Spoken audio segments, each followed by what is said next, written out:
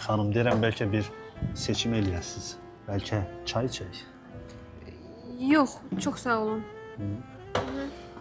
Onda deyirəm yəqin kofe xoşlayırsınız. Gəlin sizi qəhvəyə dəvət edeyim. Lazım deyil. Sağ olun. Onda bəlkə bu seçimimlə razılaşasınız. Gəlin çaxır içək. Yox, gəlin mən də sizə təkliflər verim, siz seçin. Əla, olar. Buyurun. Sevgilim sizi armaturla döysün, yoxsa lapatka ilə döysün? Bəlkə beta ilə döysün?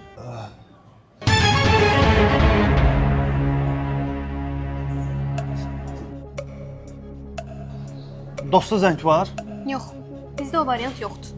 Ondan mən itirməyən məbləği götürüb gedirəm.